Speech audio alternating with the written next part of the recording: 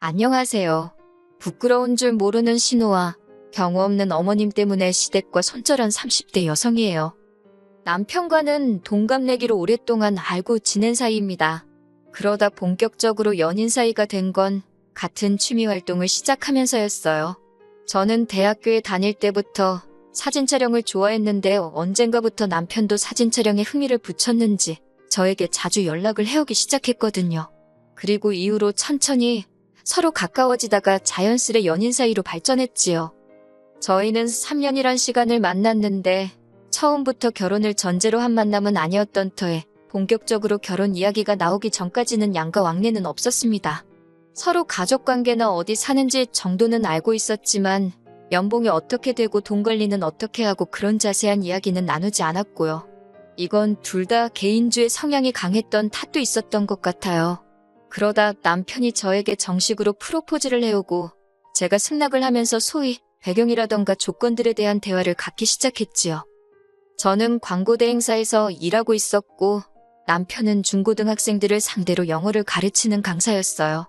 제 연봉은 6천에 플러스로 인센이 붙는 구조였던 반면 남편은 5천에서 6천 사이를 왔다 갔다 한다고요. 결혼을 하더라도 재산 관리는 각자 하는 쪽으로 이야기가 되었으니 이 정도 차이는 큰 문제는 아니라고 여겼네요. 말이 나온 김에 남편의 부모님 이야기도 좀 해보자면 아버님은 작은 사업체를 운영하시다가 몇 년 전 은퇴를 하셨고 어머님은 평생을 전업주부로 사셨다 들었습니다. 위로 4살 많은 신우는 결혼해서 아들 하나를 두고 있었고요. 남편의 가족들을 처음 만난 건 결혼 이야기가 나오고 처음으로 시댁에 인사를 드리러 갔던 날이었는데 솔직히 첫 느낌이 저랑은 잘 안 맞겠다 싶었어요. 저는 조용하고 차분한 성격인데 반해 시댁은 신우 남편을 제외한 심지어 신우 애까지 정말 너나 할 것 없이 하나같이 왁자지껄 시끌시끌 정말 사람 혼을 쏙 빼놓더라고요. 목청들도 얼마나 좋은지 지금 좋아서 저러는 건지 싸우는 건지 가늠이 안 될 정도였네요. 어떻게 이런 식구들 사이에서 남편 같은 성격이 나왔는지 신기하더라니까요. 사실 이제 와서 말이지만 그날 어찌나 시댁 식구들끼리 웃고 떠들기에 바쁘던지 인사드리러 간 저는 안중에도 없는 느낌이었어요. 그런데 그때는 제가 너무 긴장을 했던 탓인지 아니면 둔했던 건지 제가 무시를 당하고 있다는 생각보다는 다들 첫 만남인데도 저를 편하게 대한다고 생각했지요. 그래서 어머님 아버님도 좋은 분으로 보였고 신우도 까다롭지 않은 사람이다 그런 식으로 제 나름대로 긍정적으로 해석을 했어요. 제가 생각해도 정말이지 쓸데없이 긍정적이었다 싶어요. 어머님 아버님이 사시던 집은 어머님 아버님 명의로 되어 있었고 남편 말로는 노후 준비도 다 되어 계시답니다. 앞으로도 사는 동안 저희한테 손 벌릴 일도 없을 거라대요. 다만 대신 당장에 저희를 도와줄 능력은 안 되신답니다. 그러면서 덧붙이기를 자기 누나도 그러니까 신우도 시집갈 때 아무것도 못 받았다 하대요. 그 말이 사실인지 어쩐지 그건 알 수 없었지만 이러나 저러나 크게 개의치는 않았어요. 솔직히 말해서 도움을 받지 않는 만큼 어느 정도는 제 권리와 자유가 보장되는 거라고 생각했거든요.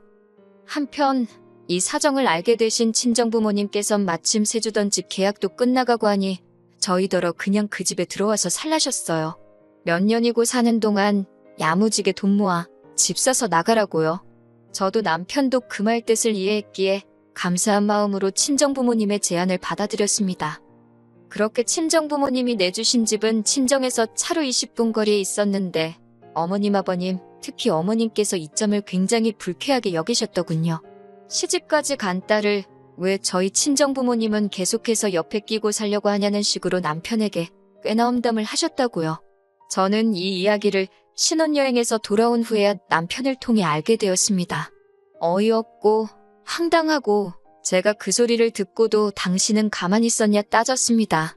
그랬더니 남편이 기껏 한다는 소리가 어머님이 서운하니까 하신 말씀 아니었겠냐며 자기가 잘 달래드렸다대요. 그때 솔직히 아차 싶더군요. 남편이 어쩌면 앞으로도 제 방패막이 구실을 제대로 못해줄 수도 있겠구나 싶었으니까요. 그리고 제 걱정은 얼마 지나지 않아 현실로 나타났습니다. 어머님 말씀대로라면 시집간 신우가 저희 시댁을 드나드는 건 있어서는 안 되는 일이었지요. 하지만 실상은 달랐습니다. 아, 신우 이야기를 어떻게 시작해야 할까요? 사실 제가 명절이고 무슨 날이고 시댁의 발길을 끊게 된 이유 바로 이 신우 때문이거든요. 겉으로 멀쩡해 보이던 신우 부부에게도 문제가 있었습니다. 그 사실을 알게 된 건 언젠가 남편 사촌 내외와 식사를 하게 되었는데 그 사촌 동서가 저희 신우가 바람을 폈었다며 이야기를 해주었기 때문이지요. 사촌 동서 말에 의하면 이혼 아내만의 집안이 다 뒤집어지고 어머님 아버님은 신우 남편한테 거의 빌다시피 했대요.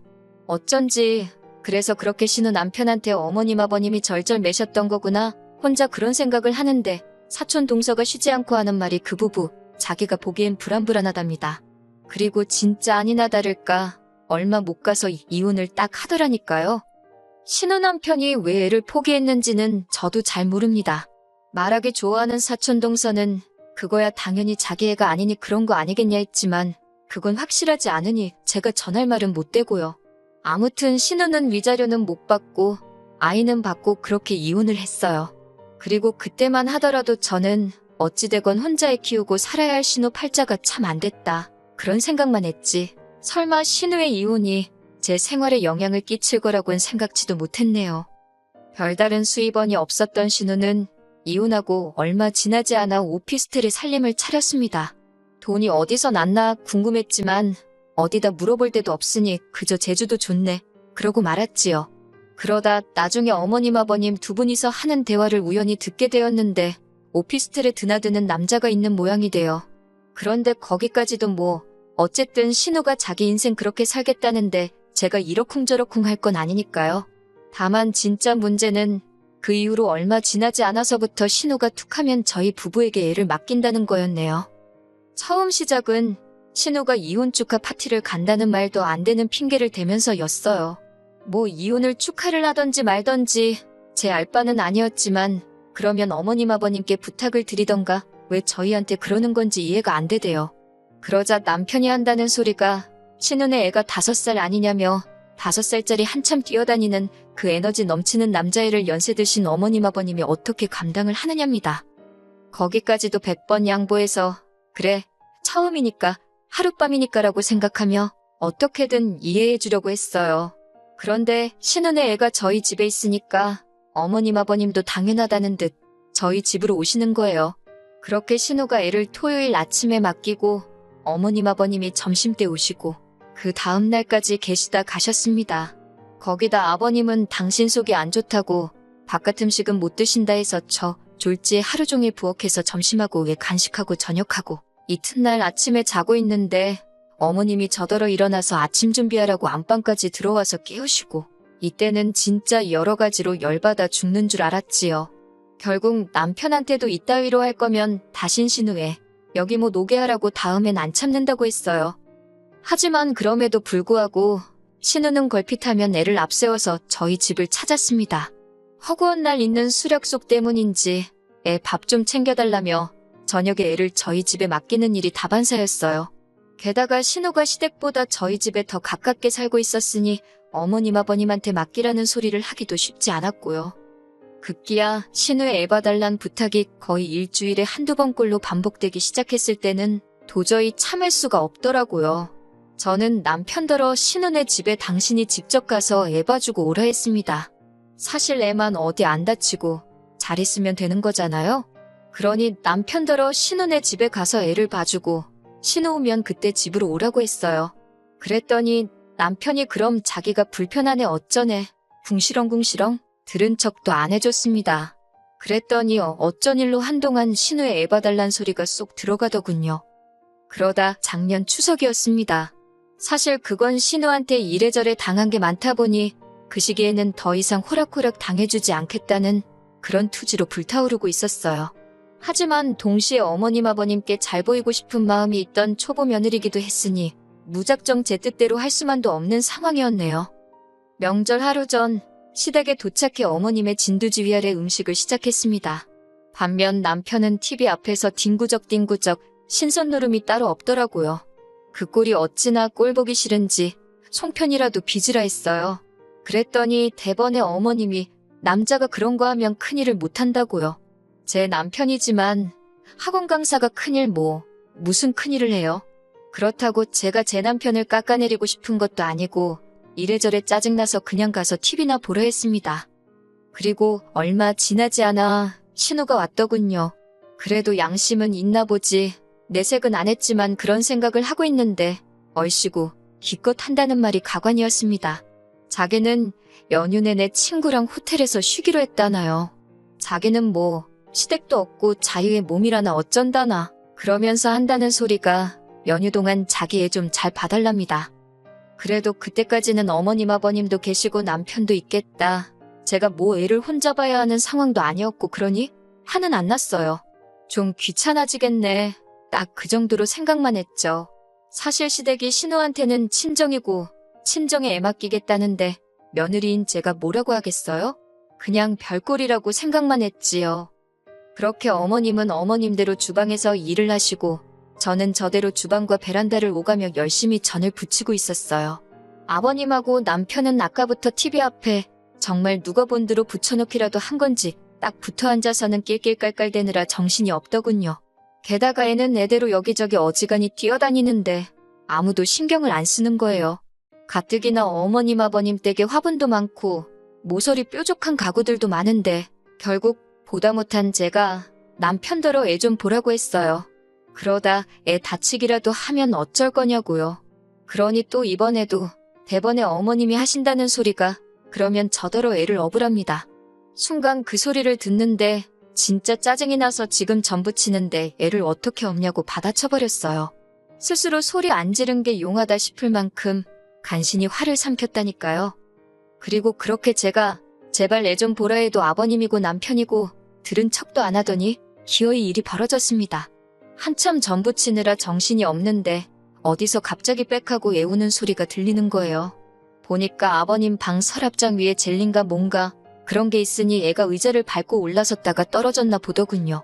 애를 안아드니 뒤통수에 혹이 올라오는 것처럼 붓는 것 같고 애는 자지러지게 울고 아주 난리가 났었지요. 결국 급한 대로 남편 차로 애를 데리고 집 근처의 가장 큰 병원으로 향했습니다. 병원에 도착해 혹시 모르니 사진을 찍어보자 해서 엑스레이도 찍었고요. 다행히 결과는 괜찮다고 어디 금가고 그런 건 아니라 하대요.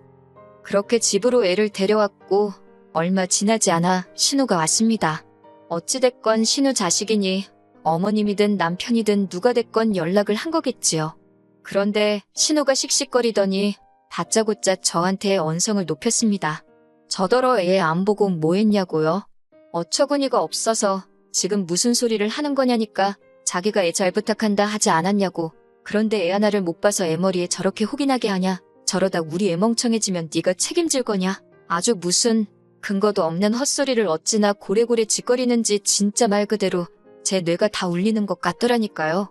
듣다 못한 제가 이 집에 나만 있었냐고 어머님도 계셨고 아버님하고 남편도 있었는데 왜 나한테 그러냐고 받아쳤습니다. 그러자 어머님이 옆에서 기껏 하신다는 소리가 그러게 당신이 저더러 애 좀 업으라고 하지 않았냐입니다. 그리고 아버님이나 남편은 남자들인데 남자가 어떻게 애를 보냐고 그래요? 아니야 하는 일 없이 저 앉아가지고 TV는 1시간이고 2시간이고 잘만 보더만 자기 손자이자 조카인 애 하나를 못 본다는 게 말이 되나요? 어머님의 말씀에 신우는 더 기세등등해서는 저더러 피해보상을 하랍니다. 애 지능검사도 해봐야 되고 애가 놀랐을 테니 무슨 심리상담도 받아보게 해야겠다면서 열받은 제가 아주 자식 가지고 장사를 하려드네. 그래버렸어요. 요새는 자식 앞세워서 동냥하는 방법도 가지가지라고요. 그랬더니 신우가 진짜 미친 엑스마냥 날뛰기 시작했습니다. 저더러 손윗사람한테 말하는 싸가지 좀 보라며 죄송하다고 사과를 해도 봐줄까 말깐데 그러더니 손윗 시누이가 낳은 애니까 사열도 저보다 위인 거 모르냐고 그래요. 시조카가 저보다 집안에서 높은 사람이니까 지금 제가 엄청난 실수를 저지른 거라고요. 내가 무슨 부귀영화를 누린다고 이 헛소리를 듣고 앉았냐 싶어서 짓걸려대는 신우를 반쯤 무시하며 반찬통에 제가 만든 전이며 반찬들을 챙겼습니다. 그리고는 신우더러 그렇게 귀한 자식 새끼면 네가 옆에 제대로 끼고 키우라고 뻑하면 술 처먹으러 가느라 남의 손에 맡기는 주제에 잘도 짓거린다고 저도 그냥 속에 있던 말 다 퍼부어버렸어요. 신우가 뒤통수에다 대고 뭐라고 욕을 해대던데 어머님 아버님도 뭐 저 싸가지 어쩌고 하시는데 나도 모르겠다 이제 이판사판이다 싶어서 그냥 뒤도 안 돌아보고 시댁을 나왔습니다. 씩씩거리며 자시동 걸고 있는데 남편이 헐레벌떡 달아 나오대요. 저더러 이러고 가면 어쩌냐면서. 그래서 남편더러 선택하라 했습니다. 지금 나랑 같이 갈 건지 아니면 여기서 명절 다 보내고 남은 인생도 혼자 보낼 건지요. 그랬더니 그게 무슨 소리냐며 냉큼 차에 올라타더군요. 집으로 오는 내내 솔직히 말을 많이 하지는 않았어요. 저도 감정적으로 격해진 상황이었고 남편은 제 눈치를 보느라 바빴으니까요. 그러다 남편이 저더러 어떻게 하고 싶냐고 묻길래 할 수만 있으면 안 보고 살고 싶다 했습니다. 그랬더니 남편이 깊은 한숨을 내쉬더니 저더러 하고 싶은 대로 하라대요. 그러면서 자기가 중간에서 진작에 제대로 거절할 건 거절하고 했어야 했다며 미안하다고 그래요. 아까 시댁에서도 진심인지 어쩐지는 모르겠지만 자기는 저를 도와주고 싶었는데 어머님 아버님 눈치가 보였다면서 그러면서 이제 시댁하고 안 보고 살아도 되니까 대신 별거나 이혼 같은 안 좋은 생각은 하지 말아달랍니다. 솔직히 남편의 변명이 어느 부분에서는 괘씸하기도 했고 성 마음에 들지는 않았어요. 하지만 덜덜 떨면서 말하는 그 모습을 보고 있으니 짠하기도 하고 그리고 이후로 저는 남편에게 말한 대로 시댁의 발길을 완전히 끊었습니다. 연말에도 연초에도 중간에 있었던 어머님 생신 때도 가보기는커녕 문자 한 통도 하지 않았지요.